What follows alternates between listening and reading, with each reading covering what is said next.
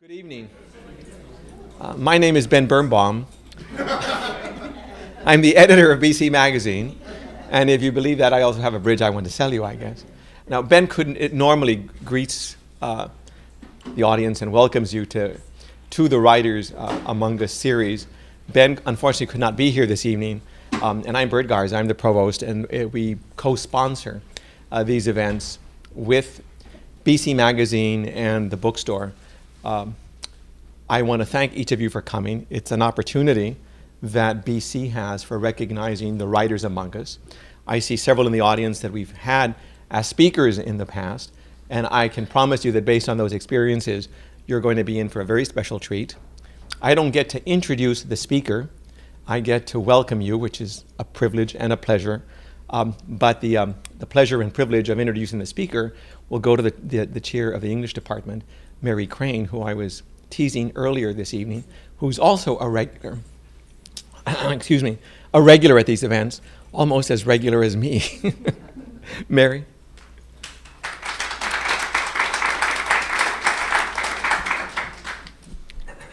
Well, I'm very pleased. I was very pleased to be asked to introduce Cynthia Young tonight because it gives me an opportunity to express publicly how delighted we are to have her as a member of the English department in a joint appointment with the program in African and African Diaspora Studies, which she directs. We would be delighted to have Cynthia if we had done a search and hired her ourselves. But actually, she more or less fell from heaven into our midst like a marvelous gift as a result of a search, which was chaired by one of our faculty members, Chris Wilson, for a new director of what was then called Black Studies. Some of us first got to know her important and interesting work when she applied for that job, so we're very proud that Bert Garza and Ben Birnbaum are providing this opportunity for the larger community to get to know more about it as well. Cyn received her BA from Columbia University and her PhD from the American Studies program at Yale. And her fields of specialization, as you probably know, are literature and culture of the African diaspora, U.S. popular culture, race and cultural theory, African American and U.S. ethnic literatures. She's taught at the State University of New York, at Binghamton, and at the University of Southern California. And her program affiliations at those places highlight the interdisciplinary nature of her work. She's been a member of programs in English, American Studies and Ethnicity, Comparative Literature, and Africana Studies. Cyn is a hard person to put in a box or categorize, and she's always working between programs and disciplines to make connections, both connections between people and also between ideas, and to explore convergences that other people haven't noticed. On the people connecting side of things, Cyn has already renamed and revitalized Black Studies, especially by fostering greater involvement of departmental faculty in that program. Within the English department, she's already emerged as an important voice in our meetings, often reminding us of the challenges faced by those who work across disciplinary boundaries. She knows that it's easy to talk about interdisciplinarity, but it's much harder actually to do it, especially within an academy structured around disciplinary division. She's a voice of reason and seems as committed to the future of the English department as to the program she directs. In terms of connecting ideas about culture and between cultures, she's currently working on a project called Afterburn, Culture After 9/11, that considers how visual media, television, film, and video, and political speech increasingly situates African Americans in comparison to Arab and Asian immigrants who are represented as threats to the nation state. She's published essays on topics ranging from Angela Davis, Leroy Jones, Quentin Tarantino's Pulp Fiction, the teaching fellows strike at Yale. Tonight she's going to read from her just published book, Soul Power, Cultural Radicalism and the Making of the U.S. Third World Left, just published by Duke University Press. This book forges connections between the radicalism of the American activists of color in the 1960s and Third World anti-colonial movements. Methodologically, it connects cultural history and intellectual history. This is a groundbreaking study that also has some fascinating stories to tell. So, although Cynthia can't be said to be in the English department in the sense of completely belonging to it, as I thinks she won't ever be contained within any institutional structure. We're very glad she has one foot in it, and very glad to be connected with the other disciplines, programs, people, and ideas that she brings with her. So please welcome Cynthia Young. Thank you. Thanks very much, Mike.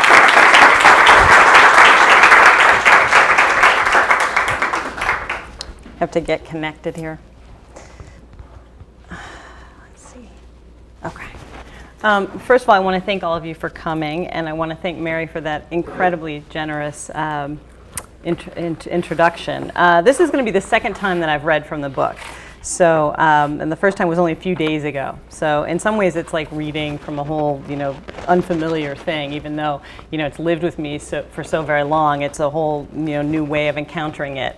What I want to do tonight is to read a little bit from the preface, a little bit from the coda, and then a little bit to give you a sense of the kinds of stories that I'm telling. So in some ways I'm not sure that it's going to feel, not feel a little bit disjointed, but I think it gives you a sense of the kind of range of questions that I'm trying to raise.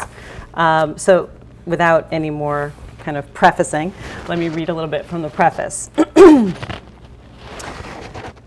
Too often academic writers enjoy the pretense that our books are solely the result of painstakingly conducted research rather than the product of deeply held personal beliefs and prejudices that drive our careful research.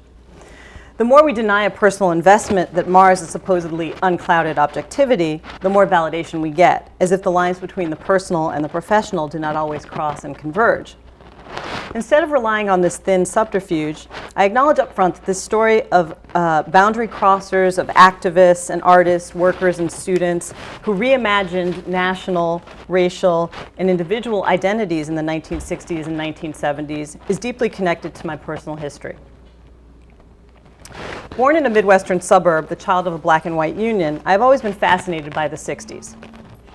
Perhaps this is because I turned one in 1970, and so experienced them from an increasingly nostalgic distance. The drama of Woodstock or Haight-Ashbury seemed as far away from Shaker Heights, Ohio as the moon. Perhaps I became obsessed with the 60s because my parents were popular front rather than flower children with stories of protest marches and pot smoking to retell.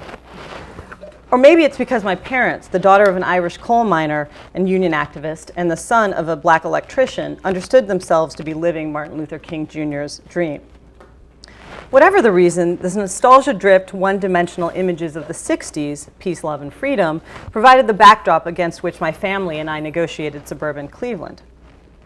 In 1974, interracial unions were still rare there, drawing prolonged stares, stage whispers, and the occasional congratulations from strangers to my mother for having fostered a black child. Such episodes always prompted these brief lectures to me on integration and its difficulties. I had these memories of being 5 and having my mom and dad kind of go through these, stories that really didn't mean very much at the time. My childhood sense of identity, multivalent and far from fixed, never matched the binary racial categories with which I was constantly confronted. In those early years, I repeatedly learned that certain kinds of boundary crossings had to be explained. The Sesame Street song, "One of These Things Is Not Like the Other," took on new meaning once I entered elementary school. I quickly figured out that the complexity of my racial identity was best left unspoken. Blending in was the best way to avoid conflict, and so for much of my childhood, I lived vicariously. I became an obsessive reader, no surprise, here I am a professor, and devoted TV watcher.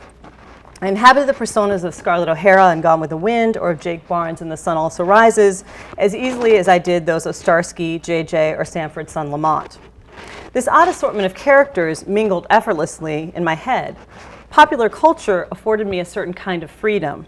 It plunged me into a landscape where strange behavior, freakish identities, and general nonconformity were tolerated, even prized. It was only much later that I would realize that my experience was not unique, nor that it was not reserved for those of us with differently raised parents. Understanding identity in complicated, hybrid, and strategically essentialist terms was the norm among my black friends. And this always seemed much less true of my white friends, whose possessive investment in whiteness made it difficult for them to see the privilege they enjoyed by virtue of whiteness's supposed invisibility. If my college reading of W.E.B. Du Bois's The Souls of Black Folk captured the conflicting imperatives of being what my mother called mixed, double consciousness did not seem sufficient to encompass the range of political and cultural identities intersecting within my family and me. Written in 1903, Souls could not fully explain why my white mother felt most comfortable in a black social world, or why that same world would reject her when my father died. It could not account for the fact that she, a secretary, was much more likely than my attorney father to, quote, go up to that school whenever she believed racism was at work. Though distant from 60s cultural norms, my parents' racial and class identities, shot through with their progressive and conservative elements, were only possible in the wake of the social, cultural, and political upheavals of the 60s and 70s. Even for those at a considerable cultural distance, those decades forged a space sometimes imaginary, but sometimes real, that was deeply utopian, even as its racial egalitarianism was intensely and frequently contested. As their child, I learned that identity works in obvious as well as unmarked, contradictory, and confusing ways long before I had the language to express it. I learned that identities involve a range of political and cultural choices, that they are shaped by our ideals, values, and actions. Often people, particularly marginalized peoples, recognize and act on this knowledge in ways misunderstood, even ignored by theorists and politicians. At the end of the day, I realized my mother still has much to teach me about racial equality and class solidarity. So that's sort of a little glimpse into why this book, engaged me in the way that it did, and how my own kind of identity bled into, I guess, the stories that I have to tell. Now I want to read a little section from the chapter that I've written on 1199, which is a hospital workers union. It's actually still quite a powerful force in politics generally, but the time I'm writing about was the moment when it's really consolidating. And why I find it so interesting is that it was really a mix of white Jewish old leftist pharmacists, and then this group that I'm talking about, US third world leftists, who were mostly Afro-Caribbean, Puerto Rican, African-American, and so it's a kind of partnership and a kind of boundary crossing across those two communities to form a really powerful but also really progressive union at a moment when unions in the 1960s were actually becoming a lot more parochial and insulated and less progressive than they had been in earlier moments. So the union I'm talking about is called 1199. In the 1960s, 1199 was one of the most successful and highly visible unions in the United States, truly an exceptional historical case. It consolidated a diverse workforce and wrung concessions from intransigent hospital administrations at a time when the House of Labor found its influence waning. Unlike other labor unions, 1199 crafted a highly effective coalition between old leftists and US third world leftists.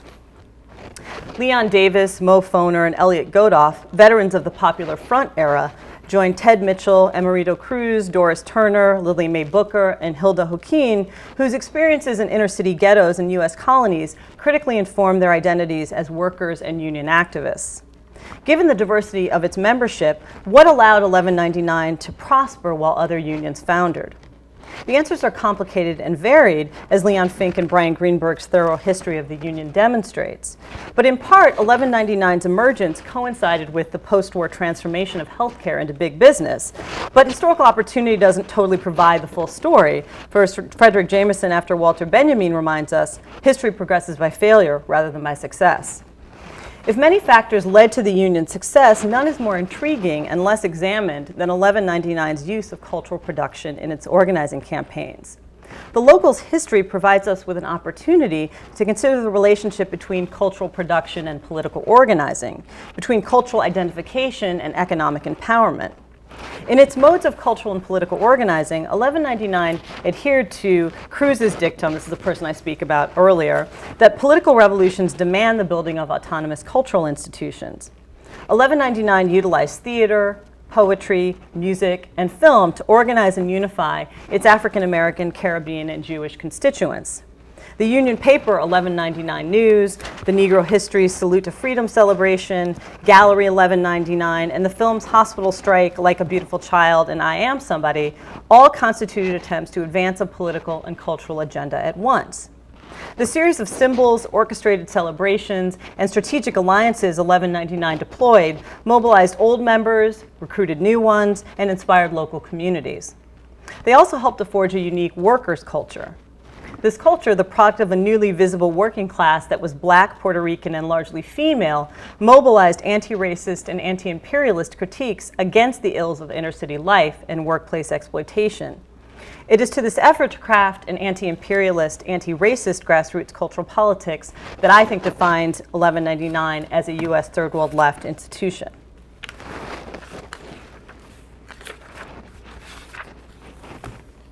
So now I want to talk a little bit about the leadership and what do the people look like who are actually forging this very important coalition and powerful union. I think the new leadership force that I want to talk about offers another window onto a U.S. third world left that combined anti-racist, anti-colonial, and pro-worker politics into a potent ideological and strategic blend. Differing in racial and ethnic composition from the white ethnic base of the old left, this group also consisted largely of women. For example, at Beth Abraham Hospital, women of color, including Helen Mason, Mary Malcolm, Thelma Bennett, and Evelyn Jones, comprised over half of the organizing committee.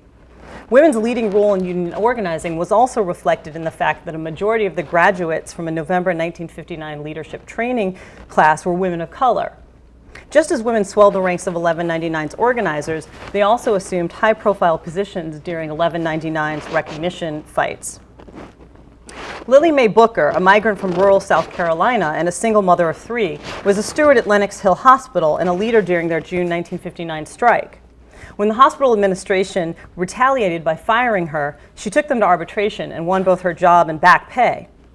Puerto Rico-born Gloria Arana, a single mother of 3, took an active role in Mount Sinai's recognition fight. She later recalled, "In 1959, when we went on strike, the boss told me if I went in, everybody would go in, but I stayed out."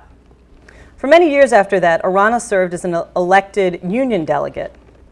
The firebrand Hilda Hoquin left her home in Bermuda at the age of 18 to study concert singing in New York. Once she arrived, she found her ambition quickly thwarted, and she eventually made her way to Beth Israel, where she subsequently became a leader in their organizing drive. "Getting on the picket line," she remembered, "was an important thing for us. It was recognition. We got out there to show that we had something inside us. They treated us as if we had no intelligence." A proud and open supporter of the union, Hoquin was even fired in May 1962 for collecting union dues while on the clock. When her firing sparked worker militancy rather than dampening it, the administration quickly moved to reinstate her. It was Hoquin who described the union's growth as, quote, "like a beautiful child," a phrase that later became the title of a 1967 film on the union. Another union stalwart, Pauline Rigerman, fled with her family from Tsarist Russia and served as a steward in the Bakers Union for 29 years before becoming a nurse's aide at the Jewish Home and Hospital for the Aged. In 1962, when 1199 organizers approached the workers there, she proved instrumental in successfully organizing the predominantly Spanish-speaking workforce. Now, without question, the woman with the longest lasting impact on 1199 was Doris Turner, who began as a rank and file organizer, but in the 1970s ascended to become 1199's second president. So the second president of 1199 was this black woman. Turner, the great-great-granddaughter of a slave midwife whose children, with the exception of one, were sold away from her, was raised jointly by her illiterate grandmother and her shoemaker father in Pensacola, Florida. She began working at Lenox Hill Hospital in 1956 as a dietary clerk. Striking up a friendship with an Italian woman in her department, Turner soon learned that she was in fact earning $5 less than her white coworkers. This blatant discrimination sowed the seeds of Turner's later union involvement. When 1199 organizers approached Turner and her coworkers at Lenox Hill, she and 200 others signed cards within hours. Serving as the head of Lenox Hill's organizing committee, Turner emerged as a pivotal figure in the hospital's recognition strike. After 1199's victory at the hospital, Turner continued to be a thorn in the administration's side and a champion of the union. In February 1960, when Turner demanded to know when the hospital intended to establish the new pay scale it had promised during the strike, her supervisors fired her.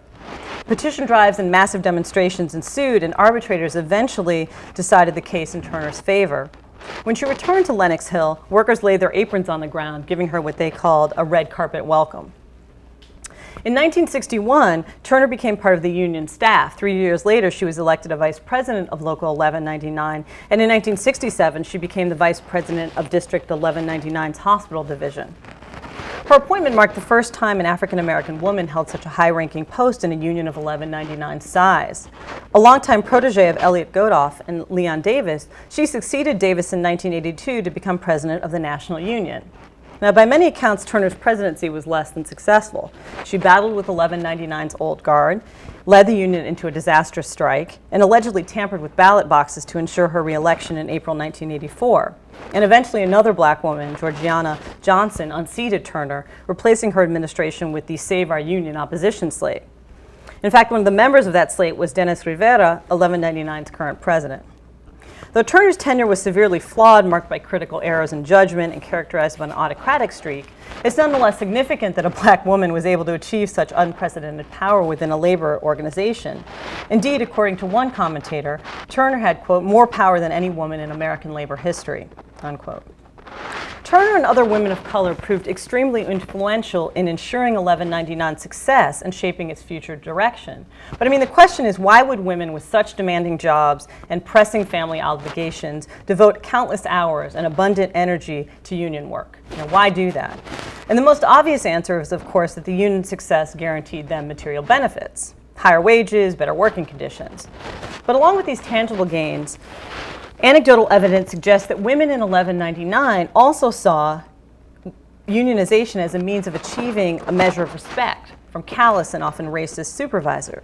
The nurse's aide Dorothy Johnson, a leader of the drive at Clara Mass Hospital, recalled, "People were pushed around pretty badly. Since a union, there's more respect for the people by management. It's an important part of what the union brings." The presence of a union lessened the tendency of supervisors to act capriciously, and successful strikes no doubt impressed on them the value of workers they had previously considered expendable. As the worker Irving Teague reflected, "Our dignity has grown through the struggles of forming our union."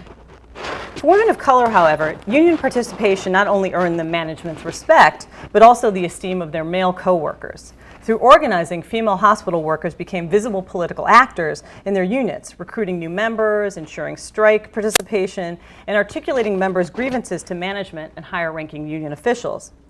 Still, women were not proportionately represented within the union's top leadership. Fink and Greenberg, two historians of 1199, note that, quote, "gender inequality, particularly the heavily male majority among the union staff and exclusively male coterie and policymaking circles, set up a difficult path both for aspiring leaders and those who sought to integrate them into the decision-making process."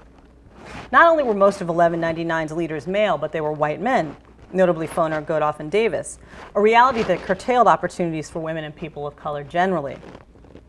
This may in part explain the quasi-paranoid atmosphere that seems to have surrounded Turner's presidency. The double impact of race and gender discrimination no doubt contributed to Turner's persistent belief that she and her administration were constantly under siege. The concentration of women within the rank-and-file leadership may have made them less publicly visible, but it nonetheless provided them with a great deal of localized power. Since these women were usually the first and most sustained contact that workers had with 1199, the quality and strength of the relationship between organizers and members quite literally determined 1199's strategies and hence its success. Participation in union activities was significantly affected by the sense of allegiance and respect workers felt toward their organizers. Political ideologies and praxis were molded by personal affiliations. Deciphering where one left off and the other began is nearly impossible, because for the rank and file, Hilda Joaquin, Gloria Arana, or Doris Turner literally embodied the union, manifesting its attributes as well as its flaws. The reason that Mount Sinai officials targeted Arana during the recognition strike was because her stature within the department was such that if she crossed the picket lines, so would others.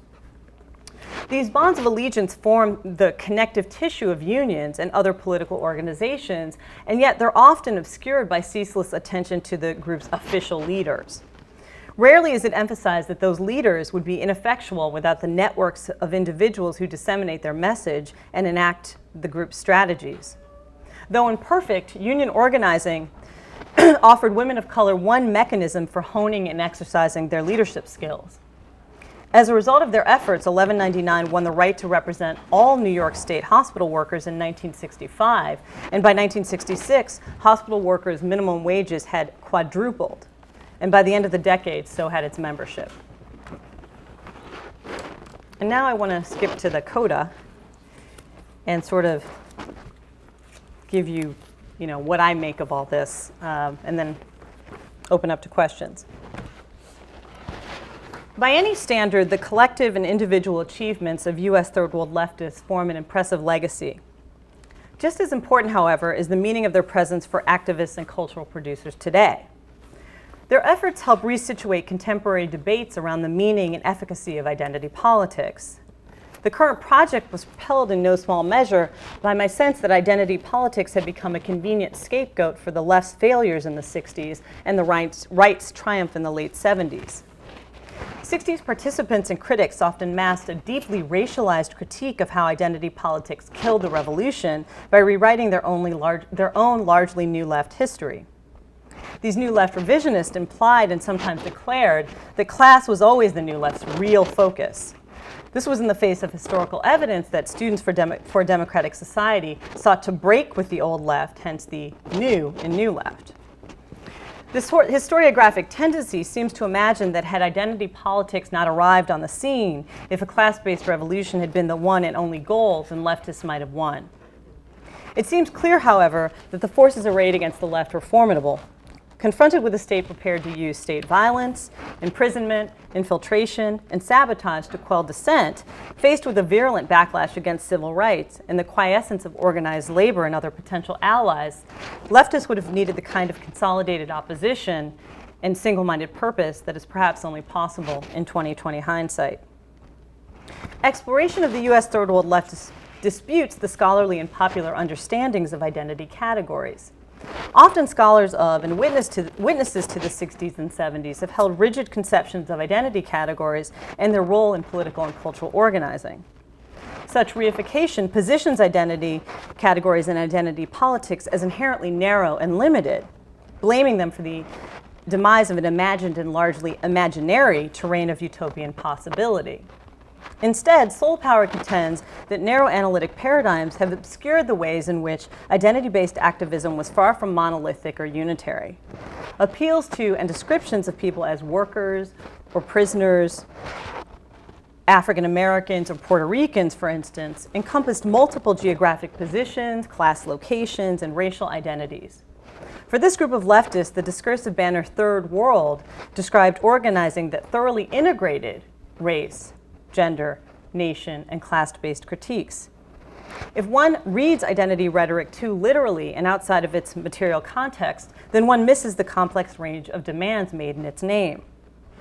Rather than conceiving of identity politics in narrow, non-universalist terms, Soul Power shows how they can reflect both a group's historically specific location and its resonances with other historically specific local contexts. For example, the Black consciousness movement leader, Stephen Biko, recontextualized the term black, borrowing associations and meanings from the US Black Power era to rally non-white South Africans and defy the apartheid regime's discriminatory logic. In that instance, black stood as both a discursively dense and a generative site, producing new associations and protest strategies. If identity politics are hybrid formulations articulated through the rhetoric of singularity, so in other words, there's a single word that's being used, but it encompasses a range of things, then that rhetoric serves as a placeholder that signals a critical engagement with a complex social world. Rather than focusing on identity as a given label or set of labels that can be ranked, Soul Power offers ways of conceptualizing identity politics as an arena that relies on a sophisticated enactment of unity and difference. Identity-based discourse references a range of local conditions, a series of interconnected oppressions that might be collected under several discursive banners. From this perspective, identity politics is a field in which struggles around power, cultural representation, and discursive meaning are ongoing. People adopting or organizing under a given identity engage in a war of position that seeks to secure or change that identity's meaning, even as it appears from both and within and without to be stable and self-evident. So in other words, there are all these battles going on about what an identity consists of, even as it seems to be to the outside world, and even maybe to some of the people who are using the term to be self-evident. Battles over whether black means queer, feminist, and or anti-capitalist indicate the dynamic meanings encompassed by seemingly unitary identities. U.S. third world leftists emphasize the relation between cultural experimentation and radical politics, theorizing and enacting a distinctly new radical racial and ethnic subjectivity. And these new subjectivities were not vehicles for a narrow identity politics, but rather constituted means for linking local, racial, and ethnic oppression to global patterns of Western imperialism and economic exploitation. And this meant building coalitions across race, ethnicity, gender, generation, and national lines. It meant crafting a new theoretical and political language and adapting the tactics of third world anti-colonial movements for first world mobilization. U.S. third world leftists worked, thought, and moved across racial, ethnic, political, and national boundaries. Engagement with their legacy affords us an opportunity to think beyond the familiar binaries that structure most understandings of the 60s and 70s.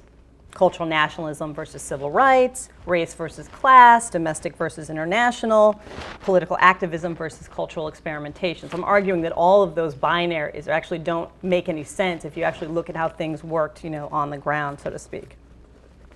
Evidence of a landscape more complicated than such convenient binaries suggests the U.S. third world left displayed a remarkably pragmatic and uniquely flexible and non-sectarian vision that blurred such distinctions, rendering them less important in daily cultural and political praxis. What some critics have seen as theoretical imprecision or incoherent anarchy obscures the series of alliances that U.S. third world leftists enacted between diverse constituencies, so prisoners and college students, Cuban revolutionaries and African American writers, Puerto Rican hospital workers and Jewish pharmacists, grassroots organizers, and independent filmmakers. The use of the third world as a term by U.S. third world leftists described a dense ideological and political nexus as much as it did a particular geographic region or economic stage of development. The ability to, I'm going to start a little bit earlier. As intellectual activists, our work is based on the belief that deconstructing ideas, social formations, and cultural practices yields epistemological or ontological truths that have value and meaning in the material world, if only incrementally. Yet as someone who aspires to produce academic work that can tangibly impact struggles for social justice, I do not ask myself often enough when the parsing of ideas, histories, personalities, literary texts, or the never-ending quest for greater nuance hits the brick wall of political pragmatism.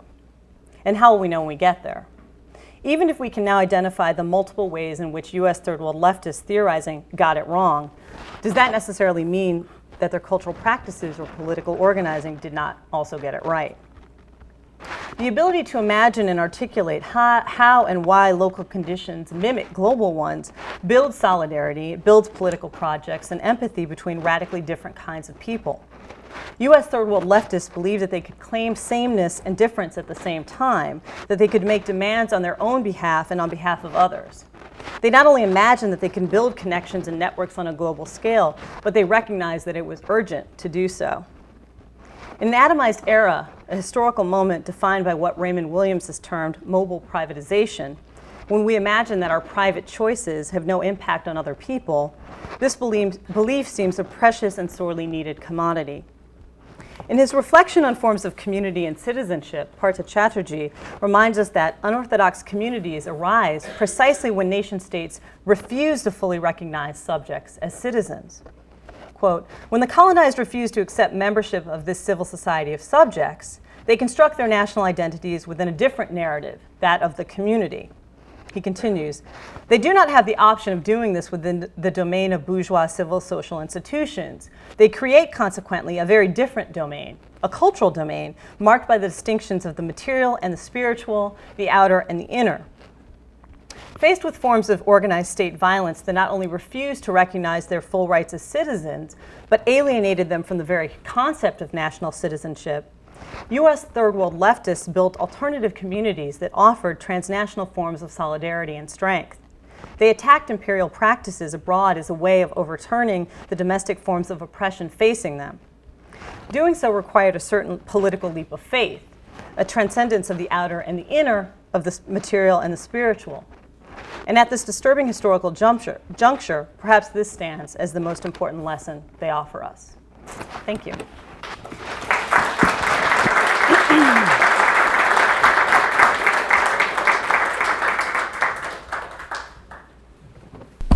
Questions, comments? I've just wowed you with my intellect. Tina. Can you talk about the transnational component of 1199 today? Yeah, I mean, 1199 is really interesting because even though they were building this union from the ground up and they went from a very small membership to a very large membership in essentially a decade, they did so by doing two things. One, doing all sorts of cultural programming. So they would have, various kinds of what they called Salute to Freedom during Black History Month, and they would have Miriam Makeba, and they would have different people from around the world.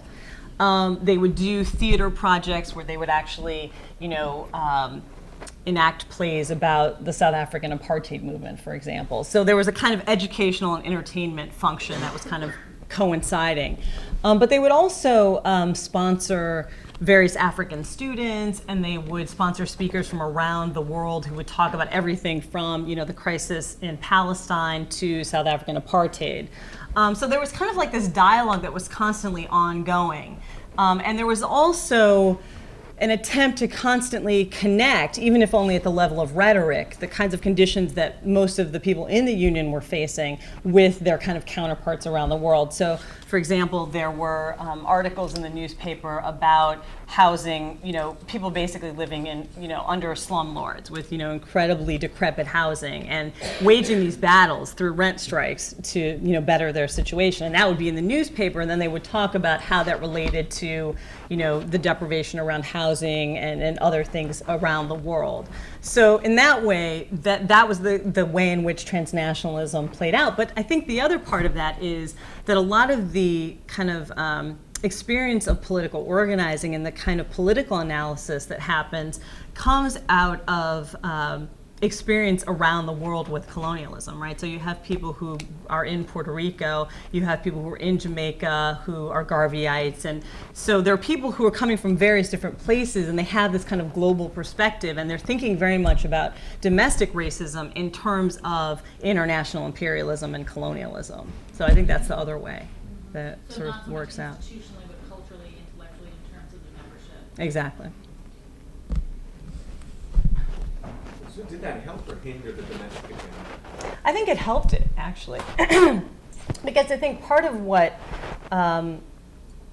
it's a kind of ineffable quality maybe, but part of the sort of inspiration for doing the work that they did came from feeling like they were part of a global community. So instead of feeling like, we're so marginalized and we're so disempowered in this particular, neighborhood or this particular city, there was a way in which they could feel that the condition they were facing had its kind of, global ramifications. And in doing that, there was a way in which they could feel like, remember, this is the moment of global decolonization. So there was a way in which people then felt as if they can be, combating these instances, so can we. So I think in that way it was incredibly helpful.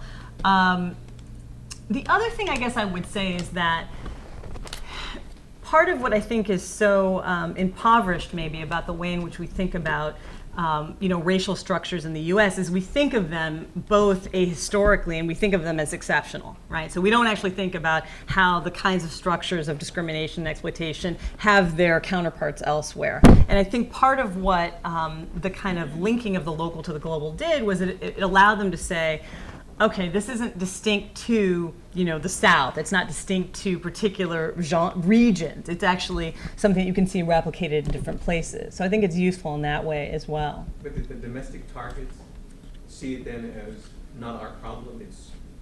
They're in essence representing somebody else's Right. problem, but not No, ours. actually, the interesting thing, that's right, that was the other part of what I wanted to say. The interesting thing is that one of the, they participate in all sorts of civil rights local protests and demonstrations. And in fact, Martin Luther King Jr. becomes very closely aligned to 1199. So he comes to speak there several times. He talks about the ways in which the Union is a kind of model for his vision of how America should be. After he dies, they actually stay very close to his widow and end up going along with her to South Carolina and helping these black women workers try to establish a union. So in a way, it actually brought them a kind of recognition that then helped them hook into a national civil rights struggle that's ongoing. Yeah, Amber.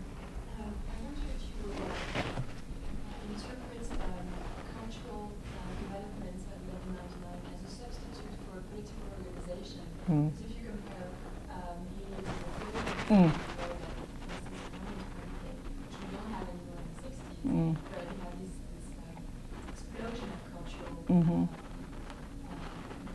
And political ways of expressing Mhm. class solidarity, Mhm. racial solidarity. Mm-hmm. Mm-hmm. So I wonder if Mhm. Yeah, I mean, it's a complicated question, and it's not, there's no easy kind of clear answer. I think on the one hand, a lot of the old leftists who were involved in 1199 were targets of the McCarthy era and were involved in, the labor movement at a time where people had to distance themselves from the CPUSA in order to, have high-profile union leadership positions. So, and that was true of people in 1199. There were people who, very much distanced themselves from their, CPUSA past. So there's that on one end. I think, though, that in an interesting way, the necessity of getting outside of a certain kind of Marxist old left kind of organizing style actually meant that there was a whole other range of possibilities that got opened up, both in terms of thinking about how culture could be political. And that's also true of the 1930s. I mean, that's not, it's not as if there wasn't cultural organizing going on then too. But I think there was a kind of openness to thinking about, well, if a kind of really aggressive, straightforward class, sort of identity is not the way that we're going to draw in all these other people, how can we think about how to mobilize that along with people's experiences as women or as people of color and so on? So there was a way in which it kind of opened up this other space where people could then use a range of different kinds of identities to speak about the same kinds of inequalities. So in that way, I think it didn't turn out to be an either or. That's not to say it couldn't have, but I think the fact that you had these people who had a kind of old left sensibility and the fact that they then combined with people who had a US third world left sensibility meant that you kind of got that combination. And I think the other thing is in terms of union participation and organizing, I mean, one of the things that, one might accuse the old left of is, that they kind of lost their sense of humor at some point, and they lost their kind of sense of fun. And I think that part of what 1199's cultural programming was about was, you want to be involved with the union because it's actually fun and you have a lot of friends and you're, getting to see Harry Belafonte and you're getting to see Sidney Poitier when you couldn't afford to go see them on Broadway.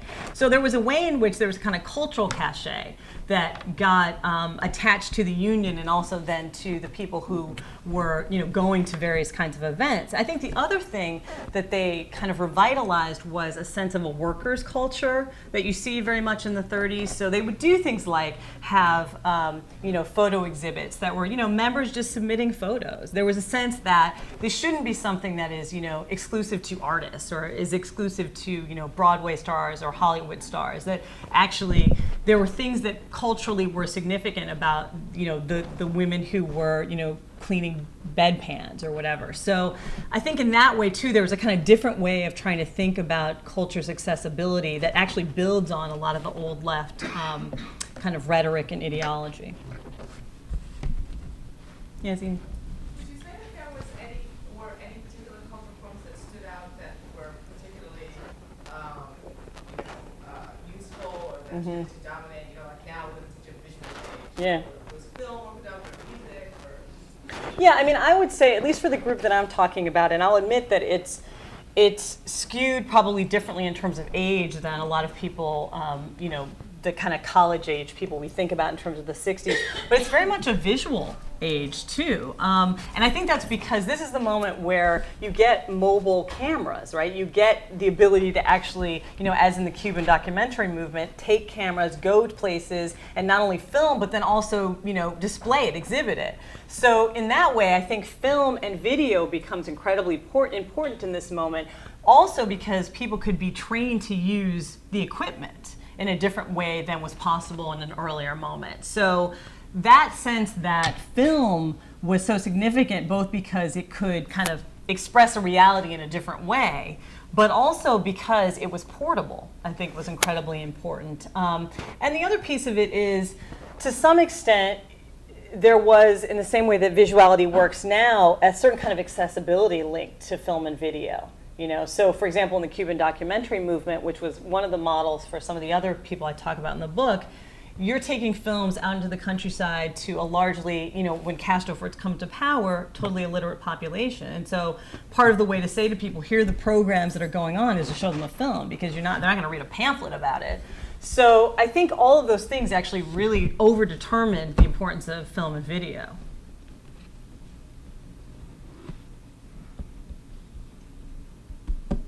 Yes, Stephen? The role of children, were children drawn to the activities, and then what happens in history to the Union as we move to the 70s? Okay, well, what happens in terms of the history? In the 1970s, there are these sectarian battles that break out between Doris Turner and Georgiana Johnson, and there's this long moment where the Union starts to look inwards, where it had been so kind of expansive and open. It starts. She's definitely kind of paranoid, and it becomes about hurting all of your resources and trying to make sure that you don't lose power. And then once Georgiana Johnson wins, there is a kind of new growth and development and continuing to organize, and so it kind of opens up in a different way and becomes, now it's such a kind of powerhouse, certainly in New York and in the tri-state area as well, but also nationally. So that's what happens to the Union. It definitely takes on a different feel than it had earlier. It becomes much more dominated also by other kinds of Latinos, besides Puerto Rican. So that's a whole other piece of what ends up happening there. What was it? Oh, children. That was the other thing you asked me about.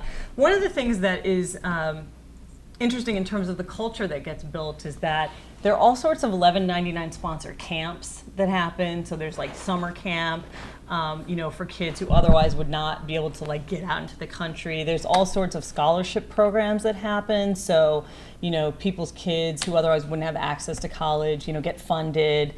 So there's things like that happen. In terms of on the picket line, you don't see that as much. So there's not a kind of multi-generational protest culture in that way, but in terms of constantly making the connection between better pay and better job, security, and what that means for kids in terms of, especially in terms of education, you see that constantly throughout. Yeah, Sean? Kind of following up on that, the children aspect, I was wondering if you found where there's some scholars that suggest that single motherhood in many ways can lead you into activism, especially for poor single mothers of color. I was kind of struck with a lot of people you're talking about were single mothers, and how if you're a single mother of color and you're poor, you're kind of put in this space where you see how economics are greatly connected to can you afford child care, can you afford all these issues, and if motherhood itself, or being a single mother, a poor single mother of color, could have helped spur some of these activist sentiments that these third world leftists were. Yeah, that's a great question. It's one I haven't thought about, partly because there isn't much discussion about whether these women are single or not. So there's a constant highlighting of women, but there's not a discussion about whether they're single, earners, for example.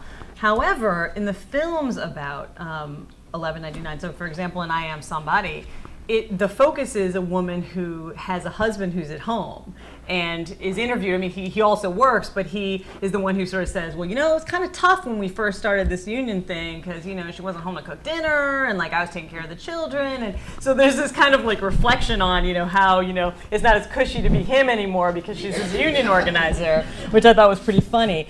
And I don't know if that isn't in some ways, this is the moment, just prior to and during the Moynihan Report. So I don't know if there's a kind of conscious situating of black women as not single mothers, or whether or not that just wasn't, a kind of constant dynamic. Clearly there were single mothers in the Union, but I don't know if there was a kind of conscious strategy of, let's present them as kind of, up and coming, heterosexual, middle class, families.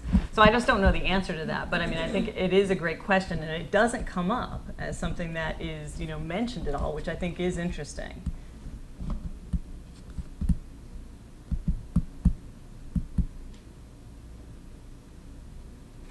Sean.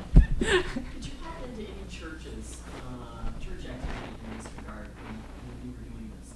Because I'm thinking of how, churches in Detroit in particular got involved in unions. That's right. That's right. Union members use churches as bases, so I'm just curious. It doesn't, it didn't come up, it came up in terms of 1199 more in terms of a kind of national church structure around SCLC. So it comes up in that way. It doesn't come up, one of the kind of, as I was constantly doing this research, I would come across these things that were, interesting, but also like kind of disappointing, right? So I'd be like, ooh, why did they do that? So, for example, when I was working on the Young Lords Party in New York, one of the reasons that they ended up taking over this church was because they had gone to this, Puerto Rican kind of middle class church, and they'd said, can we have free breakfast programs in the morning here? Can we have after school programs? And they said no. They're like, not exactly the kind of people we want to have in our church. And so instead they then took it over. And one of the most interesting kind of moments, there's a film on the takeover, is the Puerto Rican kind of older middle class constituency of the church standing outside of the church singing "We Shall Overcome" as they're inside with these little kids having breakfast and free theater programs. I mean, it's so it just hurts your brain to think about how did that happen. Right. Well, no, that's right. That's right. So that was a kind of weird sort of thing that I came across, but mostly I sort of encountered it in terms of a national structure, and also I guess in terms of people sort of pushing more kind of middle-class church organizations to kind of take a more proactive role. Though I'm not saying that's the full story by any means. Is there a 21st century equivalent of the pre-1970 1199? Interesting.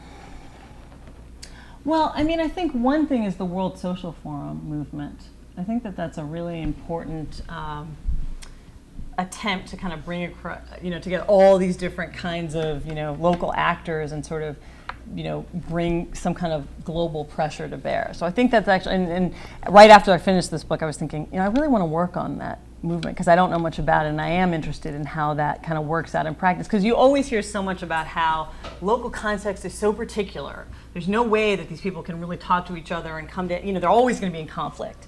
And, it seems like the World Social Forum movement is an attempt to kind of break through that. But I mean, that's just really, speculative, having, thought about it just a very little bit. So I think that's one example. I mean, I think another example is some of the, I think it's the NLC, I think it's, I want to say National Labor Council, the kind of attempt to connect, sweatshop conditions in New York City and in LA to how, things get made in China.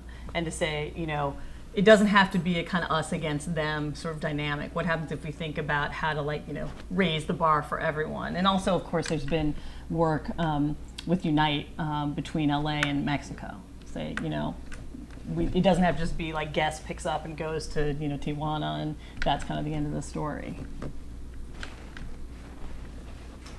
Okay. Thank you. Thank you very much.